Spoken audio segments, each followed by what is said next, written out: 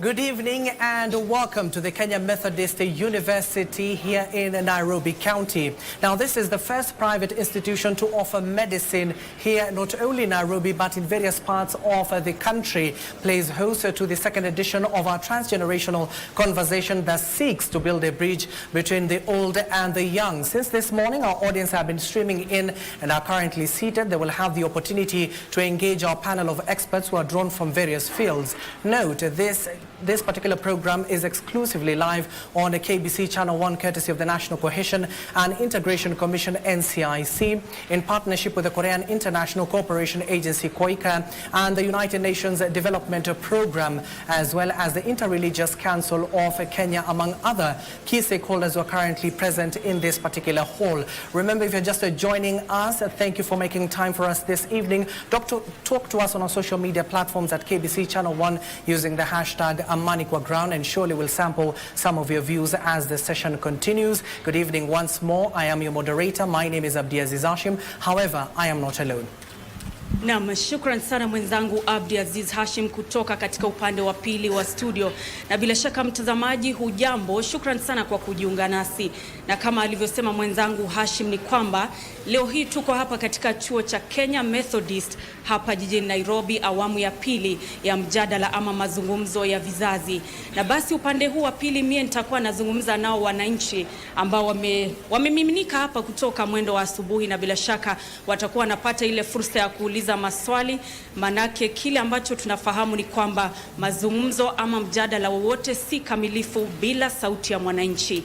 Jina langu ni Nancy Okware. Kwa sasa narejesha usukani kwake Abdiaziz Hashim. Welcome to the second edition of the Transgenerational Conversation live from Kemu Towers. Now, our panel this evening consists of none other the Reverend Dr. that is Samuel Kobia. He is the NCIC chairman. He also served as the former senior advisor on Cohesion Office of the President, as well as a veteran peace builder and mediator with global experience, ex-chancellor at St. Paul's University, general secretary at the World Council of Churches. Finally, he is an author of Dialogue Matters, visiting professor in USA and the United Kingdom. Welcome. Thank you.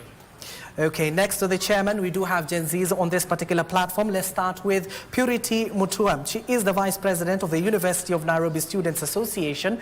She also serves as the executive member, Pan-African Student Leaders Forum, founder of the Mashujaa wa Bahari Marine Conservation Project, also 2024 National Geographic Young Explorer nominee, as well as she is a final year veterinary medicine student at the University of Nairobi. Welcome, Purity. Thank you so much. Thank you. Okay. Also another Gen Z on this particular platform, Kisero Kennedy. He is the Secretary General of none other than this institution, the Kenya Methodist University Student Association. He's also the spokesperson of the Kenya University Students Organization. He's also the Delegate Commonwealth Students Association. He heads up upskilling and mentorship youth advocacy of Africa. He's also a final year nursing student at the Kenya Methodist University. Kennedy, good evening. Good evening. Thank you so much. Welcome.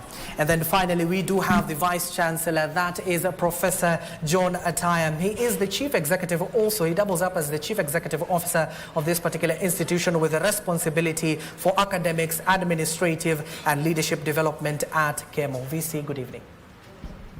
Good evening, Abdi.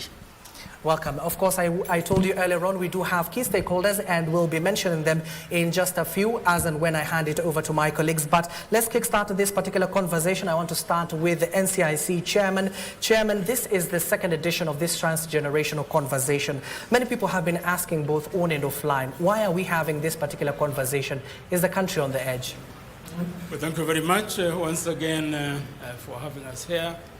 As NCIC, when we launched the Transgenerational Conversations in September, we have been listening to particularly, and what has become evidently clear is that the young Kenyans want to be heard, and not only to be heard, but what they say to be taken seriously and to be implemented. And that is the reason why we then decided to provide the platforms and the spaces for such a conversation to take place so that our young people can be heard. And secondly, that it is also very clear that we have been able to establish some trust and confidence between NCIC and the young people, and particularly the Gen Z, and therefore we wanted this to be seen as a safe place for the Gen Z to feel comfortable and confident, and therefore they'll be able to tell Kenyans what it is that they want them to know and what they want this country to do in order to be transformed to be a place where they themselves feel that indeed they can contribute to the nation building. And we do have Gen Zs here. Let me take it to Purity now. Purity, given that you hear from the chairman clearly stating that this is a forum that will give you an opportunity to iron out some of these issues that has been even cropping up since last year to this year, but in your view, as a Gen Z as well, what are these underlying issues that needs to be addressed? I believe the most fundamental challenge that we have is a broken trust. We as a generation have seen promises broken, and a lot of the deliverables that we didn't even ask for them really, but they were said and in the campaigns and the different sessions that are given and platforms. And so we've seen years come in and go, and we have not, one, gotten to see the future that was promised to us. And that is why we are as radical as we are now, because we are system overhaulers. That's what I'd put it as. And so overarching, I believe it's trust that's broken fundamentally. Thank you. Aside from trust, Kennedy, in terms you being the spokesperson of this particular institution, I'm sure you talk with your comrades in other institutions. You raised a lot of issues last year and this year. Are they listening to you? First of all, thank you so much. I can say as a nation, they are partly listening and partly not. My own view is the issues that have been raised over the years by the young people, the response of the government or the people involved mostly is always, we have heard you. But can these various stakeholders, or rather the government or the agencies involved, move from, yes, we heard you, this is what we have done, and this is the evidence. And that's where the problem comes, especially with the Gen Zs who are very outspoken and always demand accountability. Yes. And Vice Chancellor, given that you oversee thousands and thousands of students, not just here in the Nairobi campus, the institution is across this country. In terms of leading and ensuring some of their concerns are heard, what are you institutions doing about it so to bring them forth it can be addressed? Thank you. To welcome everyone here at Kenya Methodist University. We usually say the future is here. And indeed, we have three main campuses. The main campus is in Meru, and we have Nairobi campus and Mombasa campus. Now, coming to the question you're asking, I'm thinking, where can you find all generations sitting or talking together? And my immediate reaction is that it's only in a university where you can find all generations talking, learning, teaching, playing, researching together. And for this reason, a university is well placed. If well taken care of, young people, older people, they are likely to speak and find solutions to problems, because we do not start immediately in the university by problem solving. People are concerned about, how do I start my program? When do I finish my program? Where do I get school fees? How? I do not have money to pay for accommodation. I don't have food. Such problems are there for the students. Lecturers are also concerned, because the pay is not much. Taxes are high, for instance. So when you ask lecturers, they keep on saying, we are getting nothing, even after working so hard. These kind of conversations are really important because they affect people's lives. And let me toss it back to the NCIC chairman before we give it to the audience to ask their questions and comments and also introduce some of the stakeholders we do have here. Chairman, you have been to Kangemi, you have been to Kawangware, you have spoken not only to the Gen Zs, the Millennials, the Gen X, name all those generations. So in terms of creating that particular trust, what is the first step that is required? What is that? What is the next step to build that trust? Well, yes, this week alone, as you have mentioned, we have been in the informal sectors of Nairobi. You have mentioned Kangemi, Kawangware, and yesterday we were at Kibra. Yes. And this time we have provided the space and the platform for transgenerational conversations with the academia. And what we have heard clearly is that there is need for these conversations to continue. So the next steps that we are going to have are, one, we are going to synthesize what we have heard during these conversations, including even the ones that we have had before this week, so that we'll put together what we have heard. Secondly, we'll then come up with a program on how we are going to implement them. One of the concerns that have been expressed even just now by the Gen Z is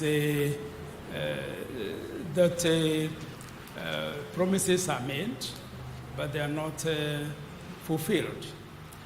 And therefore, what we are going to do is to see what has been asked, who is best placed to implement what has been asked. And therefore, we are going to have a multi-agency platform, because there's no one particular institution or agency that can implement everything that has been said.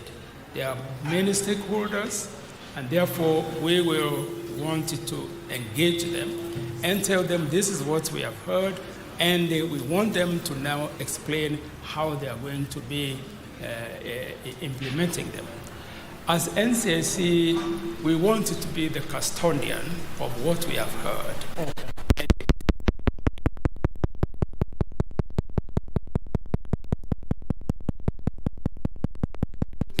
As we continue to do this, involve all generations, and particularly the Gen Z and the millennials, so that they themselves should be given the opportunity to monitor closely and to evaluate as we move on, or I would say on a monthly basis, so that they will say, no, what you have said now is so many months, nothing has happened. And that is what we mean by holding the government accountable. So that is what, those are going to be the next steps. Okay. Purity, what are some of these gaps you had noticed, not just as students, but as citizens of this particular country, that you had to voice it in that manner since last year to this year? Simply put, we lived in an era where children were meant to be seen and not heard. We're not children really, but we are coming up from childhood to adulthood. And so it was only then when the Gen Z protests came in that we were brought into the table. And even now, I feel that our public participation is just for the books. And so we are brought in as conduits for quote-unquote public participation, and nothing really is actionable in terms of the actionable steps. For example, one of the things that hurts us a lot as students here in public universities is the new funding model, for example. And the conversation has always been, I'd say, one-sided.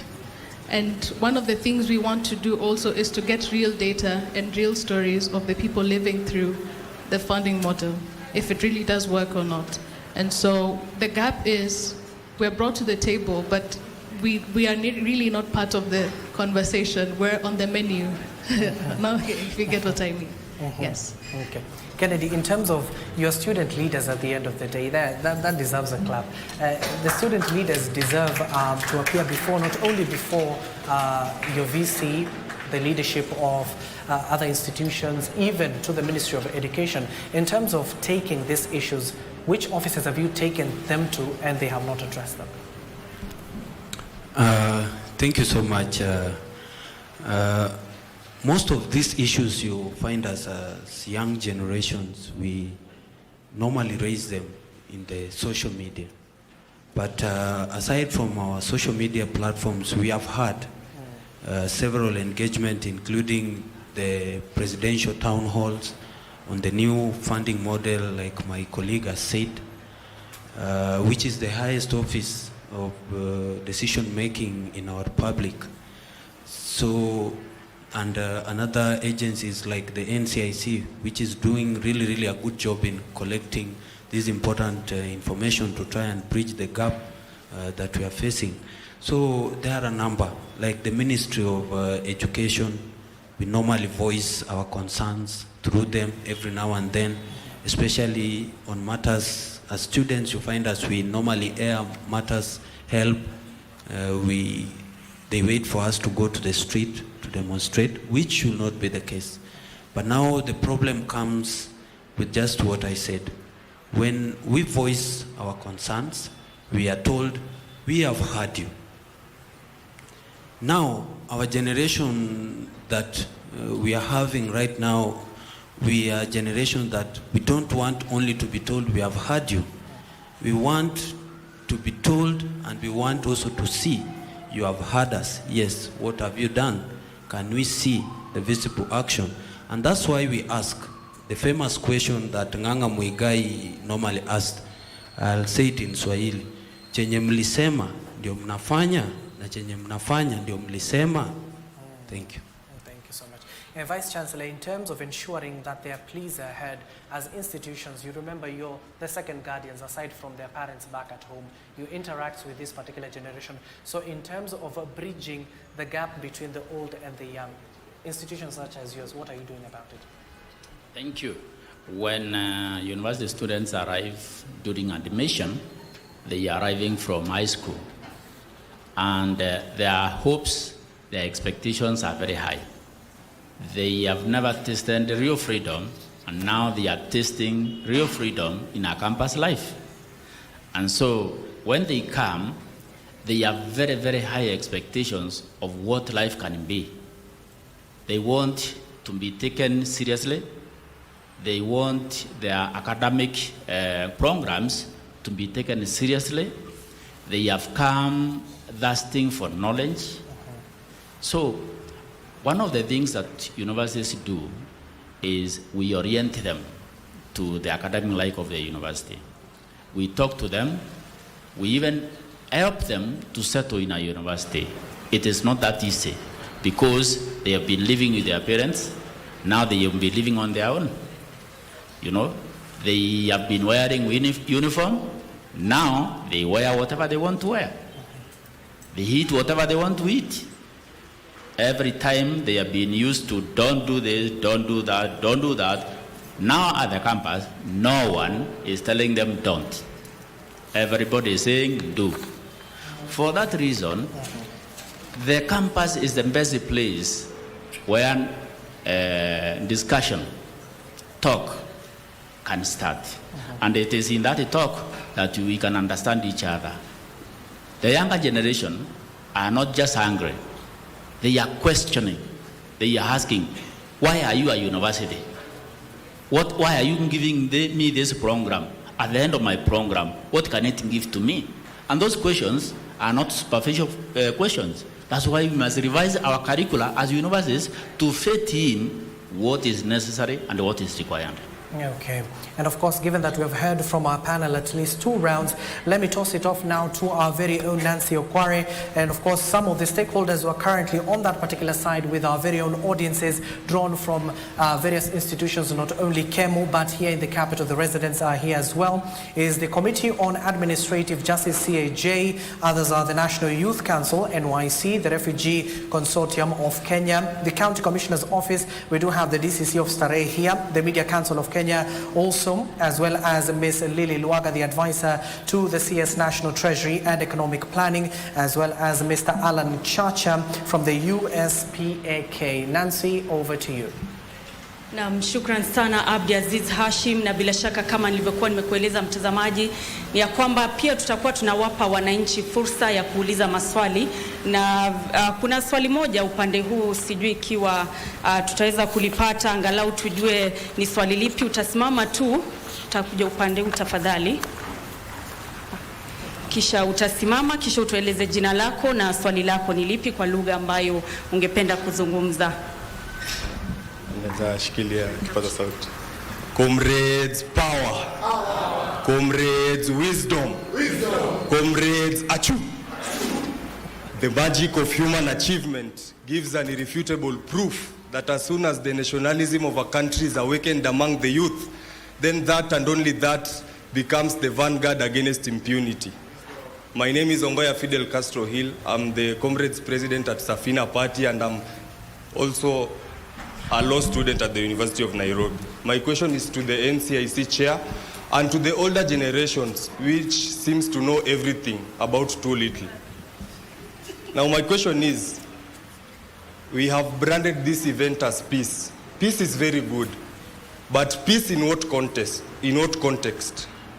Are we seeking for peace when we are saying that university fees should be scrapped off and we should learn for free? Or are we seeking for peace when we are saying that we should not pay odious debt and channel the fee towards healthcare and education? This then adds to my next question. Should we seek for peace and die and leave leadership to people who are not going to see our future tomorrow? If you're able to answer these questions well, then I believe that the Kenya we are going to live tomorrow will be a Kenya that will not only be good to you, but also to my brothers and sisters who lack fees, and to the people who die in Kirinyaga Hospital while the governor drives in luxurious cars. Na asante kwa swali lako,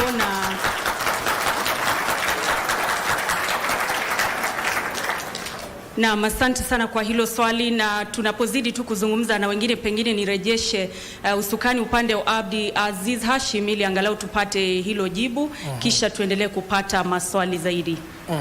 Maybe we toss it now to the chairman. Chairman, you've heard the question from our very able leader of tomorrow. Give us the answer. Thank you very much. I think that's the leader of even today, not tomorrow, because the way he has phrased his question is obviously he's a leader. Now, peace in what context? When we talk of peace, we are not talking of the absence of war or absence of conflict. Peace is not an event. Peace is also a process. And therefore, to the extent that there is so much poverty, because that's what I hear the question being put to us, because it says if we are not able to afford the school fees, if we are not able to feed ourselves, then what is peace? And it is true that as NCIC, we have been involved in peace building for many, many years, and in all the parts of the country. And therefore, it is important that, yes, we contextualize peace. Now, if we don't have peace in this country, we wouldn't be here today. There are many, many countries, I would say more than half of African countries, you wouldn't find young people and older people coming together like we are doing it here today. So one thing is that it is because of peace that we are able even to be able to dialogue. It is because of peace that you are able to be here, to be going to school without anybody bothering you. And therefore, this is peace that we cannot achieve just as one organization, but it is incumbent upon all of us as Kenyans to really want to seek this peace. This, I think this afternoon, Professor Kibuda Kibwana is sitting here. He said that don't take peace for granted. And then we as Kenyans, I think we take peace for granted. I have lived in many, many parts of this world, and I can say that there are many people who envy Kenya because of the way we have remained an island of peace in a turbulent region. But we take that for granted. But it is true that we have also tasted times that we almost flipped over in 2006 and 2007 and 2008. Before then, in 1992. And therefore, it is important, yes, we contextualize peace, but at the same time, we don't be cynical about peace. It is by taking things very seriously and really saying, now what can we do together to sustain the peace that we enjoy, but knowing that we are not there yet. But we have a step closer towards peace. As NCIC, we did a study after the June 24, and I would say that in this booklet, on page 8, we have the achievements that the Gen Z made. I am a baby boomer myself. I have been involved in struggles for second liberation very, very intensely. There's no other generation other than the one that brought about the first liberation that achieved anything nearer to what they achieved within 1 week. And we have listed 7 such achievements. I think you need to clap for yourselves. And don't be too harsh on yourselves. Rejecting of the Finance Bill 2024, whatever else may be said about that, it is because of what you did that happened. And that contributes towards peace. Improved state of relation between the Senate and the National Assembly. That's another achievement that you made, and that contributes to peace. Improvement in conduct of public officials.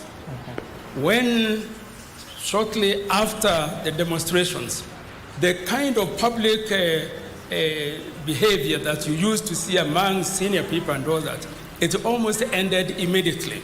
And I can attest to that because there are many colleagues of mine who clearly had to behave after that. Chairman, so, let's allow all members of the audience to also ask more questions. No, what I'm saying is that because we wanted to contextualize peace, I want even to say the contribution of Gen Z to peace that we are talking about. So that's why I was mentioning the achievements here and say what it is needed now is to build on the achievements that we made and what will it take to build on the achievements that we made. Let me hand it over back to Nancy Okware, and members of the audience, you can pose the question not only to the NCIC chairman, we also have our very own panelists here as well. You can pose it to them if you feel like a comment as well. Over to you, Okware. Na asante sana Abdi Aziz Hashim, na kwa kweli upande huu maswali ni mengi, na hivyo basi nitawasihi tu ikiwa una swali unauliza tu swali moja, na kwa kifupi tutaanza nawe. Swali lako unalielekeza kwa nani? Utasimama tu tafadhali. Swali lako unalielekeza kwa nani? Kwa majina naitwa Silas Miu, mwenyekiti wa wanafunzi Pioneer International University, and this is my question. Why is the government spending a lot of resources in trying to cure symptoms while at the same time not addressing the issues? Quickly, when you look at the new funding model, the new education system, the CBE that is in right now. Those systems are still new.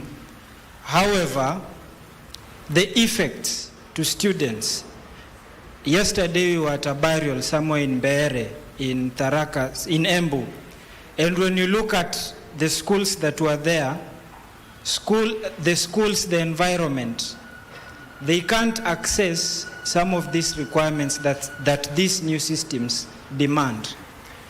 As a government, how can you at least relinquish a percentage of shares, let's say even Safaricom, and let students have access of internet across all institutions of learning, from basic to higher institutions?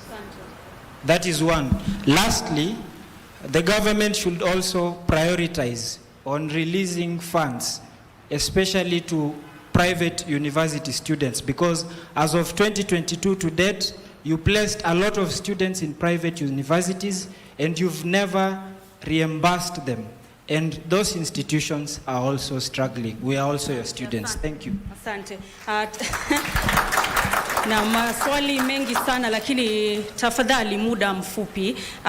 Swali moja kwa kifupi, angalau wengine wapate fursa ya kuuliza maswali. Tueleze jina lako na swali lako ni lipi, unalielekeza kwa nani?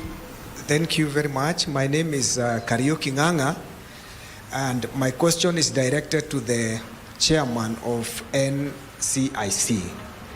You have spoken about peace, and my question is, when you talk about peace, and whenever we hear leaders talking about peace, is it just another name or another concept to ensure that people do not seek for their justice? What is peace without justice? Because like the Gen Zs, we have heard them time and again saying their real issue is the issue of governance, corruption. And they tell us, and they tell the government, do the right thing. We have no problem with you, but do justice. So what is peace without justice? Thank you. Thank you so much. Wacha nichukue upande huu swali moja, kisha nitarejea hapo. Swali lako kwa kifupi, jina lako, kisha swali lako. Asante sana, mimi jina langu ni Max. Question yangu inakuwa directed to the NCIC Commission. And the first thing is, why is the government, okay, let me say like, why is the government responding to a mosquito bite with a hammer? Because Gen Zs, we are peaceful already. When you guys are talking about peace, then Gen Zs are the most peaceful generation. We are on the street with the flag, showing how proud we are to be in this country and willing to change it. Then you give an order to shoot our legs. So what is really happening? Is the NCIC making any effort to make this conversation with the government before even coming to us? Because the next thing the government is doing is organizing praying events. Asante, tumelipata hilo swali. Wacha tumpe mwingine fursa. Asante sana. Asante. Naam, tueleze jina lako kwa kifupi.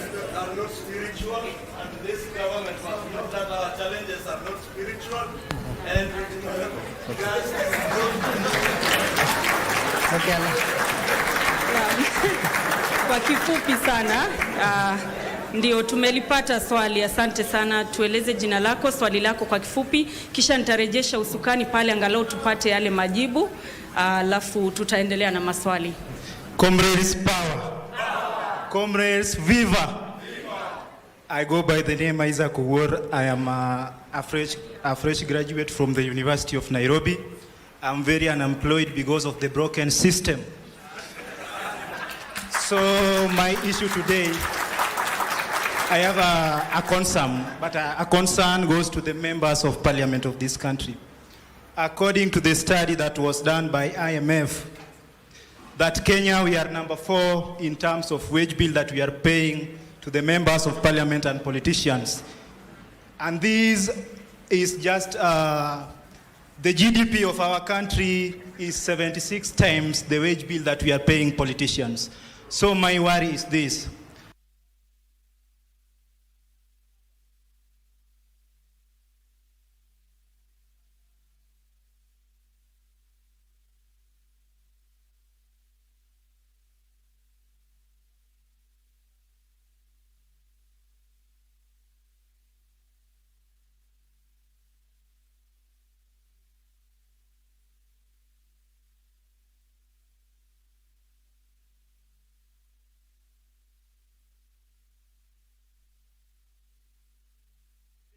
constitutional moment to revise the wage bill we are giving the politicians.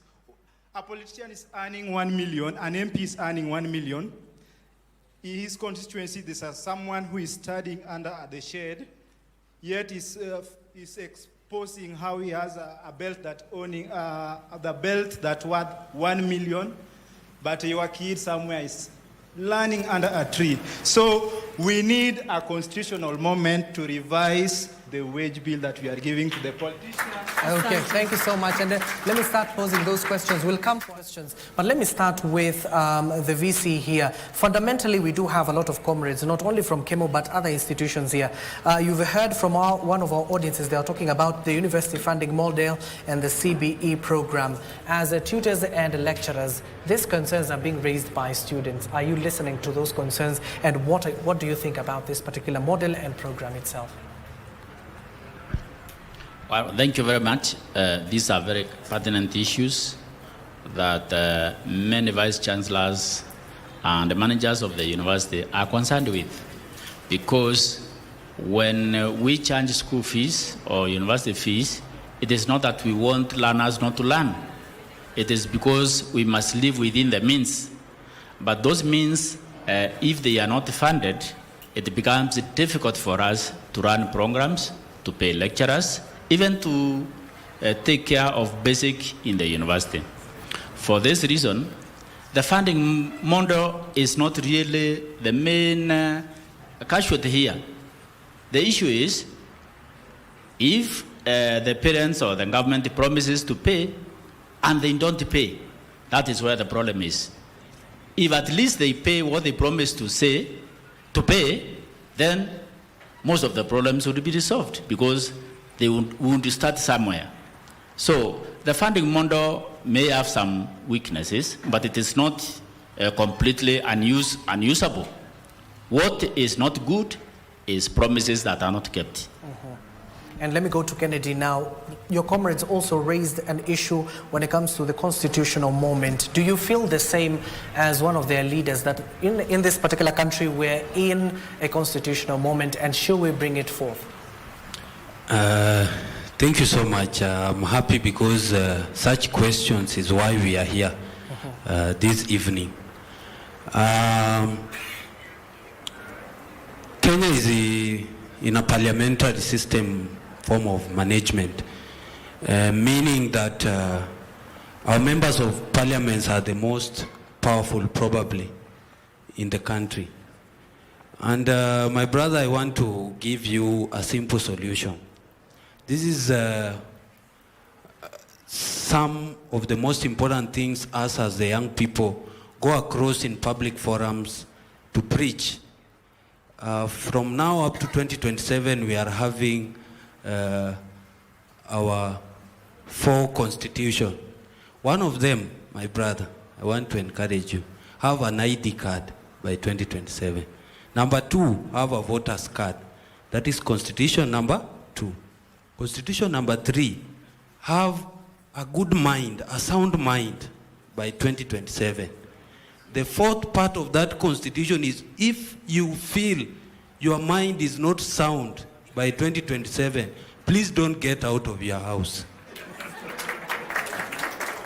The reason being, our problem is not even the person at the top. By that I mean the president. But we have MPs who are supposed to oversight and help us run this government, joke with the responsibilities that we are giving them. As a young person, I feel them because I am in their shoes. So my brother, if we can all continue with the civic education and ensure by 2027 we execute the 4 constitutions that we have, I think we will have a good governance system by 2027. Thank you so much. And Purity, in terms of presentation of the youth, given that not even the general election that is coming in 2027, there is even a by-election that is coming in November 27th. So in terms of civic education, especially from you student leaders, what needs to be done so that the youth the leaders keep on saying that the youth are for tomorrow? Why not today? what I can say, the crowning of my statement is, you cannot postpone the inevitable. And I speak as someone who's part of a movement. I have a position, yes, but I am Gen Z. And one of the things we talk about is being leaderless, and that means our information systems are decentralized. And so I can tell you for sure, the youth already know what to do. And I think what I'd say is maybe just giving the data, getting data is so easy. In fact, for me, I get a lot of information from the students themselves. And so I can tell you we are already prepared. We were long prepared. We have a set mind, and we have one goal. And one of the things I appreciate with the comrades here is we speak with no filters because our problems are very real. And there's a statement one of the comrades asked is, what is peace without justice? Yes. What is peace when you're hungry? What is peace when you don't sleep, you don't have a roof under your head? What is peace when you see the vision bearers, the people who we gave the mandate to lead, not lead the way we want to go? And so the Gen Zs are preparing in their own way. One of the things I'd say is to galvanize ourselves a bit better. There have been factions that have been created, though I believe we stay true to what we are, and that is a movement that can't be stopped. Not today, not tomorrow. Yes, thank you so much. NCIC Chairman, now that question is to you. What is peace without justice, given that you're the custodian of peace and cohesion in this country? Well, I think this is an overtrodden statement. As way back as 1970s, 1990s, we were all saying there's no peace without justice. So you are preaching to the converted. There's no peace without justice. But that being said, to have peace with justice is a process. Because it is very easy to talk of peace. If we take, for example, where we have had many commissions in this country coming up with recommendations. If those recommendations were implemented, then we will have been having peace with justice long time ago. So I just want to affirm that there is no peace without justice, and that's what we have been saying over the decades. Now, Silas asked the question, why is the government treating symptoms and not dealing with the root causes? And that's a very important question. We need to identify those symptoms and then challenge the government to say, what you have done, you have not treated the root causes. And as long as you don't treat the root causes, then we cannot say that you have dealt with the issues that are being asked. Silas also, I think, is the one, or somebody else asked to the government to prioritize on releasing funds to private universities as well. Let me wear my other hat here as the chair of the BOT of KEMU. And we, as the BOT, are the ones who clearly own and run the university. The government owes us 6 billion shillings because for all those years the government was sending students, they were not paying us. We have met everybody all the way to the president asking for this money. And there have been promises, even promises is not only to you that are not fulfilled, we also have promises that are not fulfilled. The last time we met with the CS Treasury, they said they will try and see if they can pay in installments. So I just want once again to affirm that it's very important for the government to consider releasing funds to the universities. Now, there was the question that was asked by Isaac, which I really wanted to emphasize on. Isaac has proposed, I think Isaac he started with a very interesting statement that I am very unemployed because of broken systems. and you all clapped, which means it was very good. You know, what he says, you also associate yourselves with it. I think, as it has been said, there is a chance that you can really, at this time, even at this historical moment, when we are beginning to prepare for the next elections, to bring about the constitutional movement that you have mentioned. It is true, Kenyan members of parliament are among the top 3 countries with the highest paid members of parliament. They are paid even more than the British, more than the French, more than the Germans, and we are a very poor country.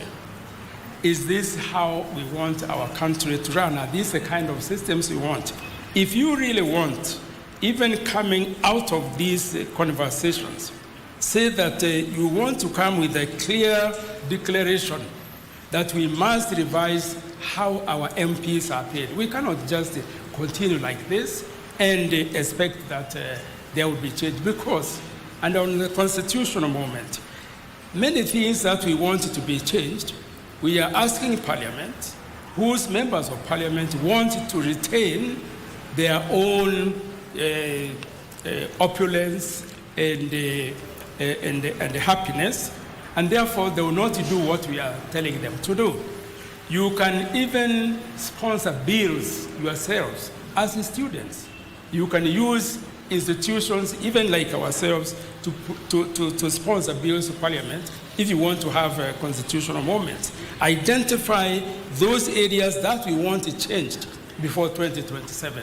Unless we begin to be very concrete, like you did, and that's why I was reading the achievements that you made.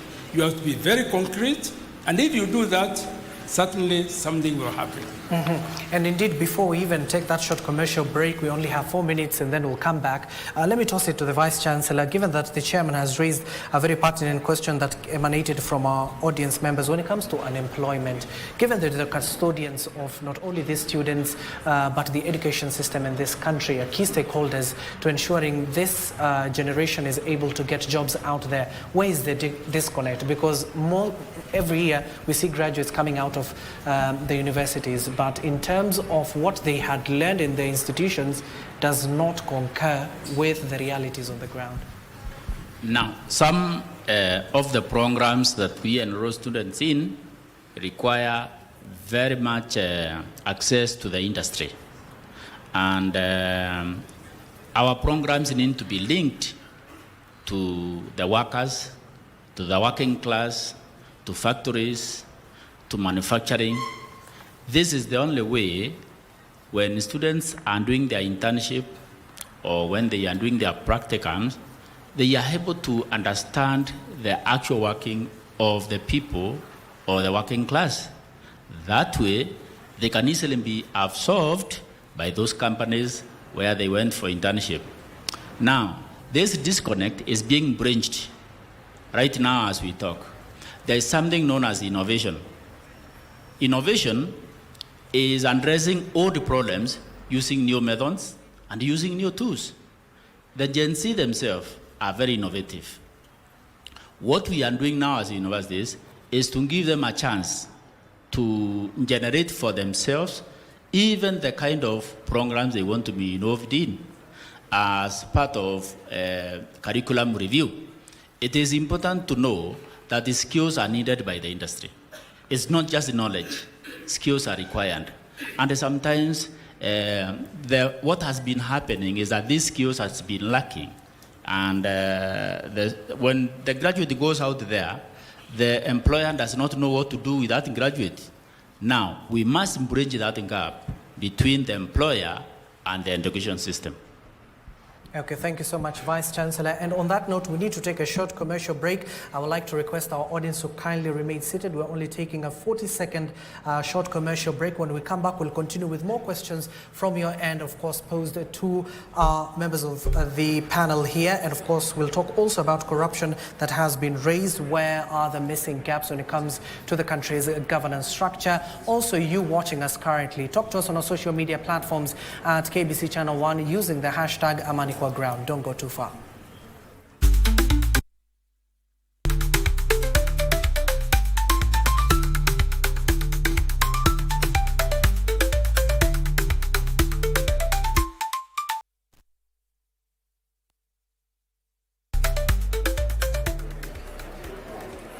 Welcome back and thank you for staying with us. This is the second edition of the Transgenerational Conversation, coming to you live from the Kemu Towers. We had completed our first part when it comes to addressing most of the issues that were raised by our audience. We need to finish that particular aspect of some of the questions that were raised, and then we'll go back for another handful of questions from our audience. Now, the main dragon that, Kennedy, I want to pose it to you, has been raised, and in terms of corruption. In terms of corruption, do you feel not only the government but key institutions that are tasked with fighting this vice have done enough? Thank you so much. When we talk about corruption in Kenya, I think all of us can really fall into a deep cry, because it's very evident that is one of the biggest problems that we have as a nation. And indeed it is true. You find every day in the news, we get to hear millions of money have been stolen, millions of money have been lost in pertinent project. So this for us as young people is really disturbing us as young people. It is true. And even to those very many agencies that are tasked to follow up and ensure that those who are involved in corruption practices are brought into books, they still fail to deliver in their part. So we remain asking ourselves the question, who will we turn to? But I still, if I look in the mirror, I'll still urge all of us to face ourselves in the mirror, because that responsibility begins with us to end corruption. It's not a one-sided show. It requires both us as the citizen and the government to play their part in ensuring that we bring corruption to an end. Yeah. And now let's go back to our audience first and get a few more questions, and then I'll toss it to Purity, the NCIC chair, as well as the VC and Kennedy here to respond to them. Over to you, Okwari. This is Rose Were. Okay, Rose. Asante Abdi. Okwari is on the other end of the hall. She's also talking to the audience. We have the Deputy County Commissioner's representatives, Starehe, and Ngao officials here. We have the ACC, and we have two assistant chiefs. I'm standing next to them. Madam representative of DCC will introduce herself. And please tell us, insecurity has been a very major concern, especially in Nairobi and its environs. How has the national government administrative officials made sure that this is dealt with, and how can we deal with the issue of mistrust between the youth and security agents? Over to you, madam. Thank you so much. My name is Lilian Itubo, and as she has said, I'm representing the Deputy County Commissioner Starehe. On the issue of security, first of all, Ngao, we coordinate all government activities and programs. And on security, we chair the security committees at all levels, from the regional to the locational level. So on the issue of Nairobi, there have been an outcry. We've seen it in social media. What we have done on security as Ngao, first, we have mapped out the hotspots that have been raised as a concern, the areas that were mentioned to be very notorious on matter security. And in the mapping out, we have conducted targeted operations on the same areas, and some people have been arrested in that note. They have been arraigned in court. Secondly, we are also partnering with Nairobi City County on matters of street lighting and the Kenya Power, so that the streets where there is vandalism of wires of security or of wires on street lighting, so that they are rectified. And the areas that do not have the street lighting, they are improved or they are installed. We have also increased police presence in the streets. We have the uniformed police, and we also have the civilian police officers. Okay, DCC. Because of time, kindly summarize. All right. Okay. Thank you. So we are encouraging the public to share information and to build this trust. We have a technology, Mulika app. Mulika app, you can send an SMS to 988. It does not show who has sent the message. It just gives the information for quick action. We also have the same, can be downloaded through the Play Store. It's a Mulika app. It's for security, for quick action and response. Thank you. Okay, thank you so much. That is the DCC representative from Starehe. And Rosemary, thank you for engaging her. Now, I want to pose the same issues that have been raised by the DCC and the initiatives they are making as security forces, not only in the capital, but across the country. Purity, in terms of ensuring that the Gen Zs, the millennials and other generations have confidence once more in our police officers, what do you think they need to do? First and foremost, accountability. We've seen people being shot on videos, and you find not many are taken to book. In fact, very few. And we have investigations by IPOA, and we see from the perspective of a young person, it just looks like a charade. And so, and as you've mentioned, the accountability institutions have not been empowered, and they're just being used as conduits by whoever has the power to twist justice. And truthfully, when I entered into office, the first issue I tackled was an armed robbery in the University of Nairobi. And so one of the things we see is a lack of accountability on their end. And I think one of the ways we can really bridge the gap is to take the people who have taken aggression to a greater extent than should not have been, to actually be arrested, arraigned, and justice is served. And I think one of the things that is underlying in this conversation, and you'll hear it a lot, is justice. Justice denied. Justice delayed is justice denied, but we've also seen justice blatantly denied. And so accountability, accountability, accountability. Thank you. And given that we have one of the cohesion commissions here that deals with not only peace and stability in the country, in terms of NCIC chairman, you have been there for a number of years. What have you done as an institution to bring the National Police Service and these other security agencies closer with the generations that they are serving? Well, what we have done as the NCIC, because this is part of our mandate, is to issue policy briefings on all matters that touch on the lives of Kenyans, particularly when it comes to matters of cohesion, unity, discrimination, etc. And secondly, is to provide we have a multi-agency group that was established way back in 2021 in the run-up to the 2022 elections. And one of the ways in which we are able to deal with issues that come up comprehensively is by having all the synergizing what we do as different institutions. And we have regular briefings as well as regular meetings where we review and agree on what then needs to be taken up and what needs to be given priority.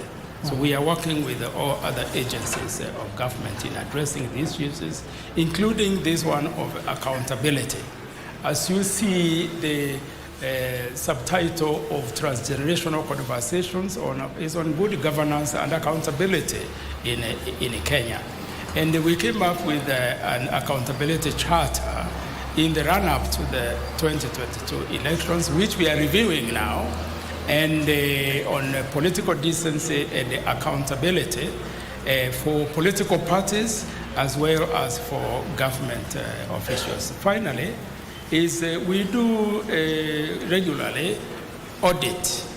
We audit, like just last week, we validated audit of the parastatals and the universities, and soon you will know whether your university is actually in compliance when it comes to offering opportunities for employment to all Kenyans. So these are some of the things that we call to order those government agencies that have the mandate and the responsibility to deal with issues that are being raised. Mm-hmm. And coming back to the Vice Chancellor, given that you know this era is driven by the digital age, you're also dealing with an informed generation. We've just seen a tip of the iceberg from just our audience here, who are not only students but leaders in their various institutions. So in terms of university ensuring that social media is well grasped with this particular generation, what opportunities has the university ensured these youths can tap in those digital age?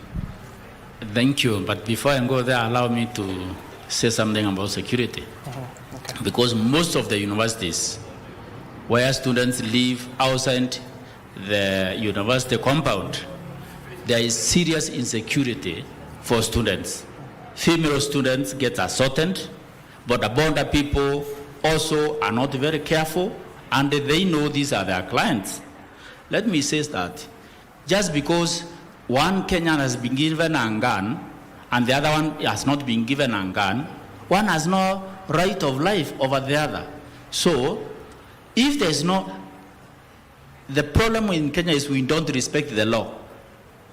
We create the law, we know the law, we write the law, we don't respect the law. And for that reason, if there is no one respecting the law, justice cannot be served. Without injustice, this dialogue would not go far. Me, I would like to say, universities are living in insecure places. Most of the university communities, outside the community, the university fences, students are scared. When they come out from lectures, sometimes at night, or from the library at night, they are scared. It is dark. There is nobody maintaining the lights or the streets. Even some places, there is complete darkness. It is good for us to say the government should take responsibility. There are people who have taken a lot of effort even to have Nyumba Kumi work around the university campuses. And we want to applaud them. But there are many others who have neglected their role. We should call them out and say university students should be protected. It is the duty of government to protect the students. It is not the duty of the university to protect the student as such. However, universities also must put a mechanism to discuss, to talk with the landlords, with the people who live outside, so that they can know their livelihood depends on the student community.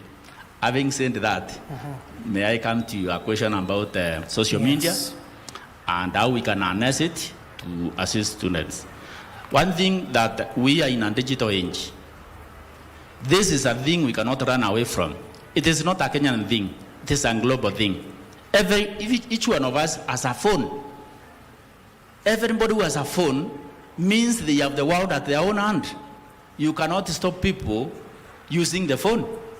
Even in very near future, universities have to find a way, knowing that these can be taken to an examination room. Students can do their exams peacefully, even with all the gadgets they have, and still they pass or fail exams. For that reason, we want to encourage the students to continue using them. To use them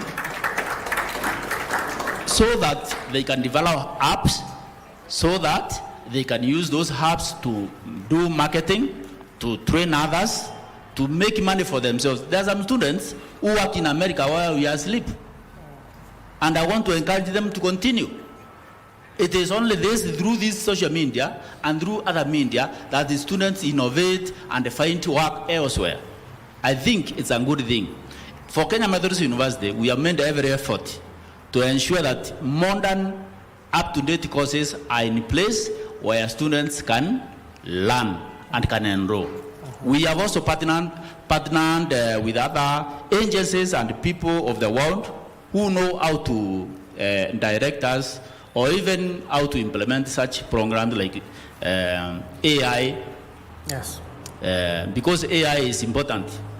AI now, artificial intelligence, is an intelligence outside your head. These machines, we have trained them to think. Sometimes you want to type a letter, which you can take an hour to do so, but AI can do it within seconds. Why would you like to type that letter when AI can do it? Thank you so much. And a similar question to Kennedy here. Given that we witnessed what this generation was able to achieve in mere months online, contributing even finances to the tune of millions, why not tap into this platform that will give us jobs aside of waiting for white-collar jobs at the end of the day?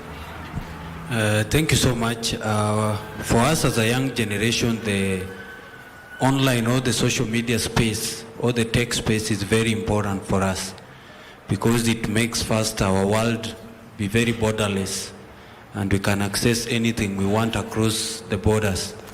And I think as my Vice Chancellor said, I'll also note something. Our institution should be at the forefront of ensuring they give us space to develop in terms of the technology, because that's the world we are in. Like in our institution, our Vice Chancellor has set up an innovation hub where you need to go and just sit, think about what you can develop, either scientifically or technologically.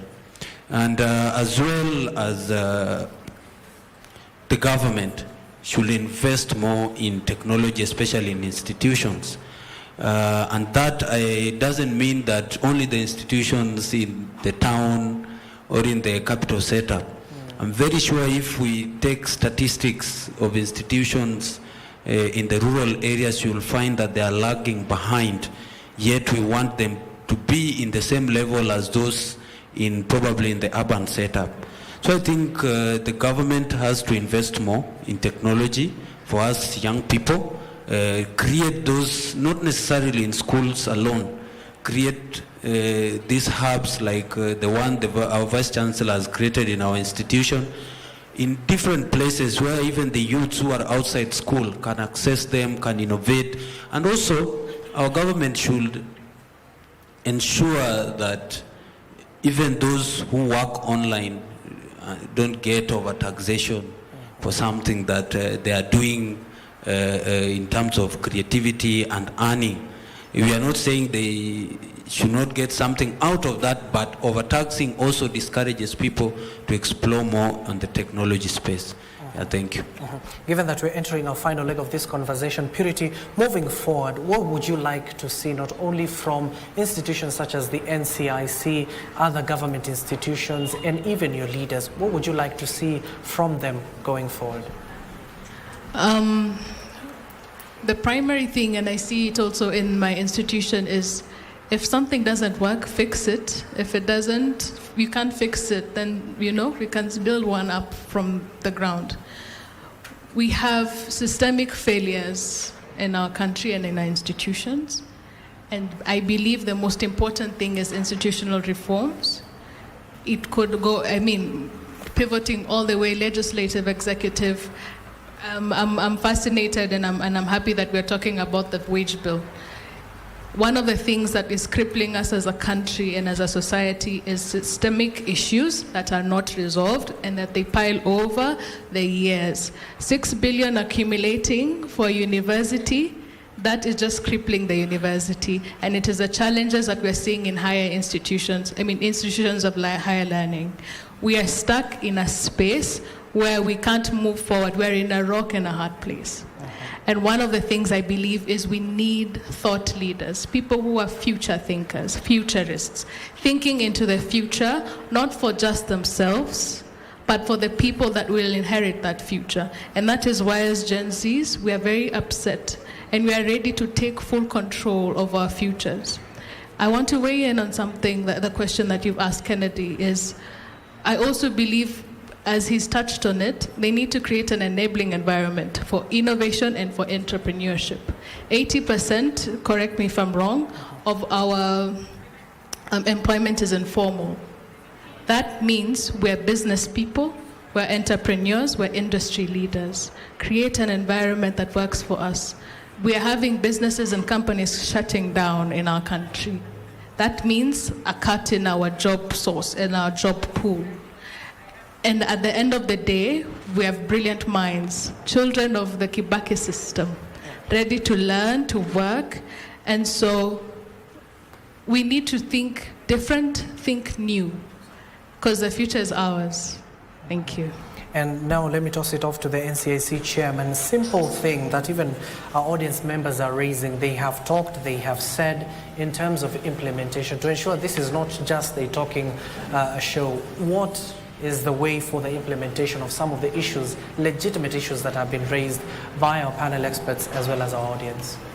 Thank you very much. And as we come to the close of this session, I really would like to say that having listened in the last couple of days and even in the previous months, there are a number of common concerns that have come up. One, and which is very relevant to NCIC, is lack of access to opportunities. And particularly when there is discrimination against certain communities or peoples, that they are denied access to opportunities. Okay. So that's one area that we want to deal with, and we want to continue certainly to address because it's part of our mandate. Secondly, it is, of course, corruption that has been mentioned. One thing that we haven't mentioned this afternoon as we talk about corruption is the place of values. It was discussed earlier this afternoon in this hall here, but I think it's important for us really as all Kenyans to ask ourselves what really is ailing our country when it comes to matters to do with the values, because when it comes to corruption, before you stretch your hand to give or to receive a bribe, you have already had it in your heart and in your mind. That's where the values come from. And therefore, all of us need to do it, because there is corruption from the village to the community all the way to the nation. And it is incumbent upon us, all of us, to address it, and it's starting with ourselves. Okay, Chairman. And then finally, I want to cross over to my colleague, that is Nancy Okware. Nancy, over to you. Na asante sana Abdi Aziz Hashim, na bila shaka tunapoelekea kutamatisha tukipenda tu kuwatambua baadhi ya makamishna wa NCIC. Kwa vile vile tuko naye kamishna wa NCIC Daktari Danvas Makori ambaye yuko hapa leo hii, na vile vile tuko naye afisa mkuu wa NCIC Daktari Daniel Mutegi Giti. Na vile vile nikukumbusha tu ya kwamba NCIC iko na afisi hapa Nairobi, na hivyo basi ikiwa na maswali yoyote ambayo ungependa kuuliza ama kuwatembelea, tunafahamu kwamba waratibu wake vile vile wako hapa leo hii. Na pia hatutowasahau wote ambao wamefanikisha haya yote, wakiwemo washirika wote, wakiwemo NCIC, UNDP na wote ambao wameweza kufanikisha matangazo haya. Mtazamaji, jina langu ni Nancy Okware na ninasema kwa heri nikirejesha usukani kwake Abdi Aziz Hashim.